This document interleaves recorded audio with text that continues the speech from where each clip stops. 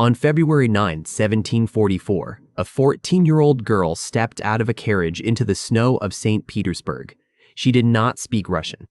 She had no friends. She was terrified, but she had one advantage no one noticed. Within 6 months, she would speak Russian so well that people forgot she was German. Today, you will learn how she turned that fear into the most powerful empire on earth. You will learn English through her story. Not just history, but a lesson in courage and strategy. Have you ever felt like a stranger in a foreign place? Have you ever felt that nobody understood you? Then this story is for you. Catherine the Great did not start as an empress. She started as that frozen 14-year-old girl.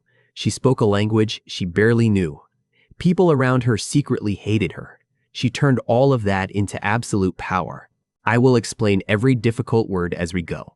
For example, coup means a sudden, violent change of government.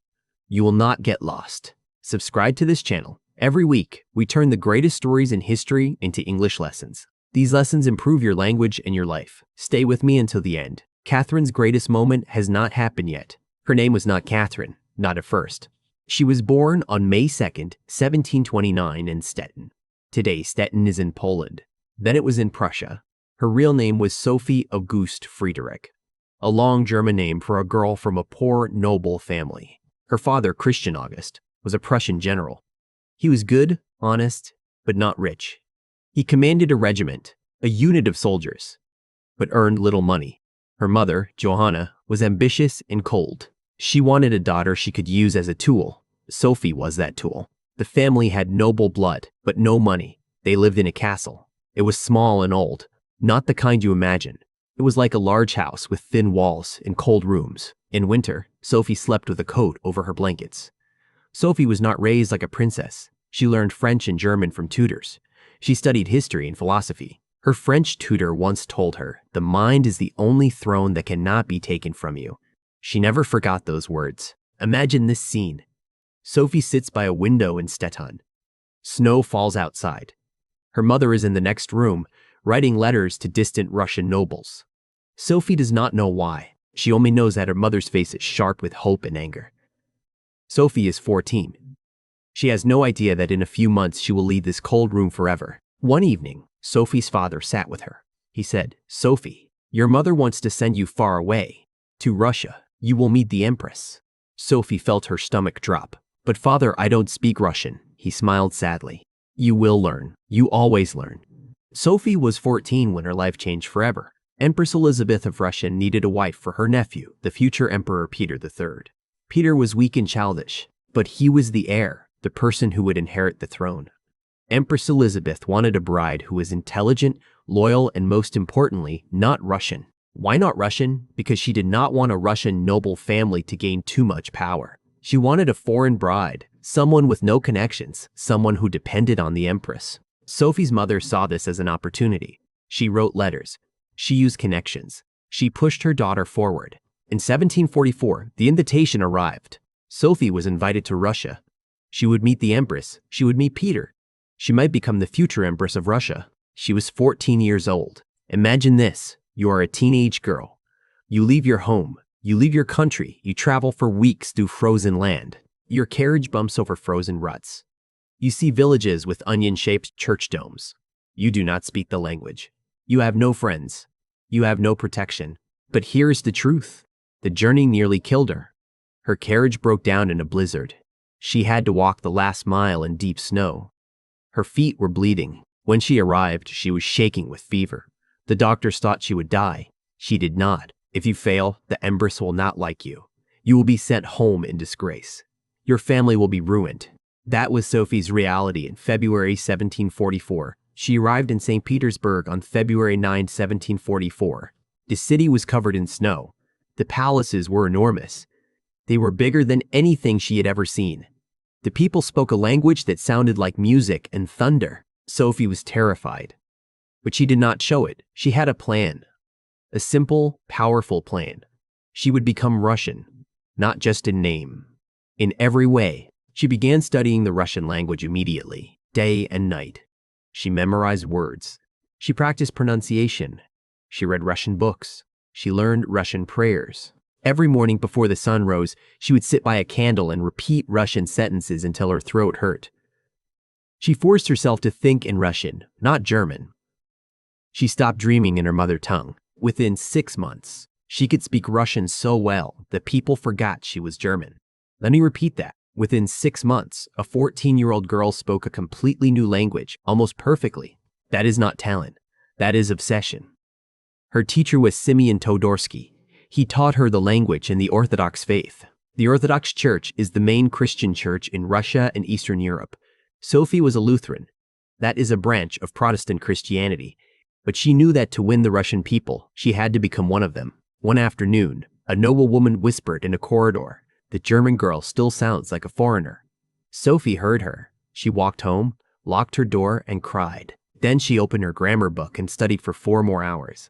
She never told anyone. On June 28, 1744, Sophie converted from Lutheran to Russian Orthodox. She received a new name, Yekaterina Alexeyevna. In English, Catherine. The next day, she became officially engaged to Peter. On August 21, 1745, she married him. She was 16, he was 17. The wedding was beautiful. Gold, candlelight, powerful guests. But the marriage was a disaster from the very beginning. Peter was not a good husband. He was not even a good person. He played with toy soldiers. He preferred servants to his wife. He was obsessed with Prussia, Catherine's birth country. At that time, Russia was at war with Prussia. Peter admired Prussia's king, Frederick the Great, Russia's enemy. Peter did not love Catherine. Catherine did not love Peter. For years, they had no children. Empress Elizabeth was angry. The court was suspicious. Everyone watched Catherine, waiting for her to make a mistake. But here is the truth. Catherine did not waste her time on sadness. Instead of crying about her unhappy marriage, she decided to become the most educated woman in Russia. She read everything: history, philosophy, the works of Enlightenment thinkers, philosophers who believed that reason and science, not kings or priests, should guide humanity. Voltaire, Montesquieu, Diderot, law, politics, government. She turned her loneliness into education. She also worked hard to build relationships. She was kind to servants, respectful to nobles, devoted in religious duties. She learned to speak Russian so well that people forgot she was German. And this is the part most history books do not tell you. Catherine spent 18 years as Grand Duchess, 18 years of waiting, 18 years of pretending, 18 years of smiling at people she did not trust. She lived in a palace where she had no power. She was married to a man she did not love. Most people would have given up. Most people would have given up bitter. But Catherine was not the kind of woman who gave up. She built alliances. She made friends in the military. She earned the respect of the Orthodox Church. She won the hearts of the Russian people. And she waited. Stop. Let me ask you a question. How long could you survive in a palace where everyone secretly hates you? A day? A week? Catherine did it for 18 years. Every day was a performance. She woke up, put on a mask, and acted the role of a loyal wife and dutiful Grand Duchess. When she was alone in her room at night, she read philosophy to find her true self. In her diary, she wrote about Montesquieu's ideas on power. That power is not given, but seized. Those words became her private philosophy. During these years, Catherine also gave birth to a son, Paul, in 1754. Most historians believe the father was not Peter, but Sergei Saltykov, a handsome nobleman, though Catherine never confirmed this publicly. Empress Elizabeth took the baby away and raised him herself. Catherine could only see her son on special occasions. This broke her heart, but she did not give up. She continued her education and her secret friendships. Then, on December 25, 1761, Empress Elizabeth died. Peter became Emperor Peter III, and everything changed. Peter III was one of the worst rulers in Russian history. He was emperor for only about 6 months. But in those months, he made everyone hate him. He ended the war with Prussia. Russia was winning that war. He gave back land that Russian soldiers had died to conquer. He wanted to attack Denmark, Russia's ally. He tried to force Lutheran practices on the Orthodox Church. He insulted the army and called his guards Turkish women. The army was angry. The church was angry. The nobility was angry. Peter did not care. He was arrogant, foolish, and dangerous. And Catherine watched. She saw that her husband was destroying himself. She saw that the people were ready for change. She saw that she had one single chance to take everything. But here is what most people believe. They think Catherine planned the coup for months. They think she was a cold, calculating villain. The truth is far more dramatic. On the night of July 8, 1762, Catherine was at the palace in Peterhof. She was sleeping. Suddenly, a man arrived. His name was Alexei Orlov. He was the brother of Grigory Orlov, Catherine's lover and close ally. Alexei woke Catherine up. He told her that one of their co-conspirators had been arrested. Their plan was discovered. If Catherine did not act immediately, she would be arrested, sent to prison, and probably killed. Catherine had no time to think, no time to plan, no time to prepare. She got dressed quickly. She got into a carriage. She rode through the dark night to St. Petersburg. The carriage wheels screeched on frozen mud. Catherine's breath clouded in the cold. She had no plan, only instinct. And this is where the story becomes incredible. She arrived at the Izmailovsky Regiment. A regiment is a military unit with about 1,000 soldiers. Catherine had cultivated this regiment for years. She walked in front of the soldiers. She looked them in the eyes. She asked for their protection. But here is what Catherine knew that Peter did not. The army loved her, not because she was kind, because she had spent years meeting officers by name, sharing meals with them, remembering their families. That night, those connections saved her life. The soldiers looked at this woman, this German who had become more Russian than anyone. They made their decision. They swore loyalty to her. Then the Semenovsky Regiment joined. Then the Preobrazhensky Regiment joined. Then the entire army. The news spread through St. Petersburg like fire. The Senate declared Catherine the new Empress. The Navy swore allegiance. Peter III was at his palace, completely unaware. When he finally heard the news, he had no support. Nobody came to help him. He was alone. On July 9, 1762, Peter III formally abdicated. He gave up the throne. Abdicate means to give up power officially. He was arrested and taken to Ropsha. 8 days later, he was dead. The official cause was a severe attack of hemorrhoidal colic, a painful stomach condition. Most historians believe he was killed, probably by Alexei Orlov. Did Catherine order his death? She always said no. She publicly denied any involvement. The truth is something we will never know. But here is what we do know. Catherine became Empress of all Russia, and she never looked back. But ruling an empire is harder than taking one. Catherine was about to discover that power comes with a price. Her coronation was on September 22, 1762, in Moscow. The crown was made especially for her.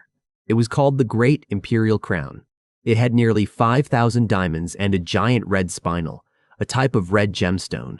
The crown weighed over 2 kilograms, more than 5 pounds. Catherine wore that crown for 34 years. Let me say that again. She ruled Russia for 34 years, 4 months, and 8 days. She is the longest reigning female leader in Russian history. And she did not just rule. She transformed. Catherine was an enlightened absolutist. That is a big word. Let me explain. Absolutist means a ruler with total power. Enlightened means using reason and philosophy to improve society. So an enlightened absolutist is a ruler who has absolute power, but uses it to make life better for people. She corresponded with the greatest thinkers of her time. She wrote letters to Voltaire. She invited Denis Diderot to Russia. When Diderot came, he was a poor philosopher. Catherine bought his library and paid him a salary to be its librarian. She did not just collect books. She collected thinkers. In 1767, she created a new legal code. She wrote a document called the Nakaz, the Instruction. It was based on Enlightenment ideas about justice, equality, and human rights. But here is the truth. Catherine never told anyone. She personally wrote more than 5,000 letters to philosophers and rulers. She governed from her desk, alone, in candlelight, for hours each day. Imagine her, a woman in a silk dress, sitting at a wooden desk, dipping a quill pen into ink, writing to a philosopher in Paris about the nature of freedom. That was Catherine's real throne.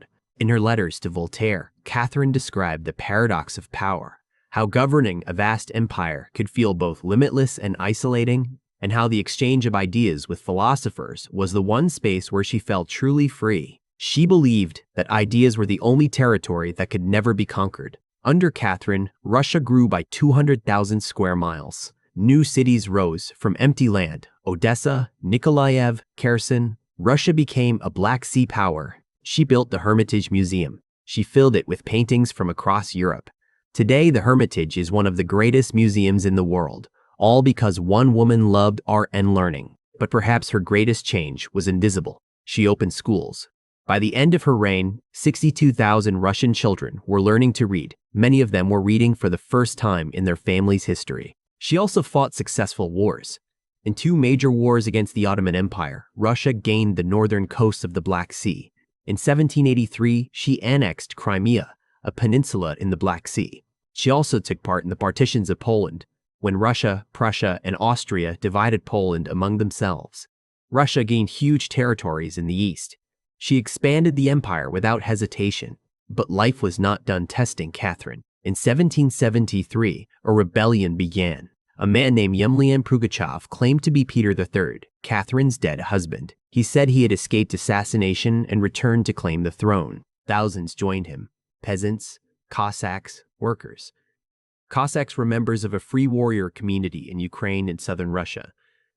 The people were angry at the nobility, angry at the government, angry at their hard lives. The rebellion spread across a huge area. Cities were attacked. Nobles were killed. One nobleman's wife was dragged from her home and murdered in front of her children. Catherine received a letter from that nobleman. The letter was written in blood. She locked herself in her study for 3 hours. When she came out, her face was pale. She ordered her best general, Alexander Suvorov, to hunt down Pugachev. It took 2 years. But finally, Pugachev was captured. He was brought to Moscow in an iron cage. He was executed in 1775. Catherine learned that quick fixes don't work. She made slow, careful changes, but she could not end serfdom. Serfdom is a system where peasants are owned by nobles, like property. She thought it was wrong. She read Enlightenment books that said all people are born free, but the nobles would not allow it. And Catherine needed the nobles to stay in power. She made a choice. She chose power over principle. She accepted the world as it was, not as she wanted it to be. This is one of the most important lessons of Catherine's life. Even the most powerful person in the world cannot do everything. Power is not about having no limits. Power is about knowing which limits you cannot break. Now, let me tell you about Catherine's relationships. Catherine understood that power required allies. She chose her partners the way a general chooses officers. Each man brought something she needed. Grigory Orlov was her first great love. He was handsome and strong. He helped organize the coup. Catherine gave him power, money, and titles. They had a son together named Alexei, but Orlov was unfaithful. Catherine was heartbroken. She moved on. Later, she had a relationship with Grigory Potemkin. He was one of the most brilliant men of her time. He was a military leader, a statesman, and a close friend. Some historians believe they were secretly married. When Potemkin recaptured Crimea from the Ottomans, Catherine did not just thank him. She made him governor of the new territory. She turned love into loyalty and loyalty into land. She had other lovers too. She chose men who were talented and loyal. She promoted them and gave them responsibility. When the relationship ended, she often stayed friends. She kept their portraits in a gallery in the Hermitage. Each man represented a different chapter of her life. Catherine died on November 17, 1796. She suffered a stroke, a sudden loss of brain function caused by a broken blood vessel. She fell into a coma and died the next day. She was 67 years old. On her final night, she was working on a letter to a diplomat. She wrote the date, November 16, 1796. She never finished it. The pen fell from her hand. She was buried in the Saints Peter and Paul Cathedral in St. Petersburg. She was surrounded by the emperors and empresses who came before her. Her son, Paul I, became the next emperor. He hated his mother. He changed many of her policies. But he could not erase her legacy. So what did Catherine leave behind? She left a Russia that was larger, stronger, and more modern than the one she found. She left schools, museums, and laws. She left a tradition of Enlightenment thinking that influenced Russian culture for generations. But more than that, she left a story about a girl who had nothing, no money, no power, no friends, and who built an empire through intelligence, patience, and courage. Here is what Catherine the Great teaches you. Lesson number 1. Your starting point does not decide your ending. Catherine was born poor, in a small city, to an unimportant family. She became the most powerful woman in the world. Your background is not your destiny. Lesson number 2. Learn the language of the world you want to enter. Remember how Catherine studied Russian until her throat hurt? She immersed herself completely. That is what you are doing right now with English. Every word you learn is a brick in your bridge to a new world. Lesson number 3. Build relationships before you need them. Catherine spent 18 years making friends in the military, the church, and the government. When the moment came, those friends saved her life. Do not wait until you need help to ask for it. Lesson number 4. Know when to act. Catherine waited 18 years for her moment. When it came, she moved immediately. She did not hesitate. She did not wait for permission. She took what was hers. Sometimes waiting is not weakness. It is preparation. Lesson number 5. Embrace discomfort as a teacher.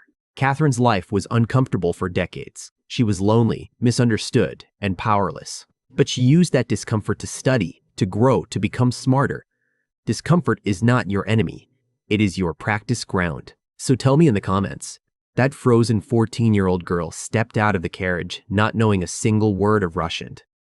Today, you are sitting where she stood, in a new language, ready to transform. What is the first word you will learn today? Catherine mastered Russian. You can master English. Subscribe and take the next step. See you next time.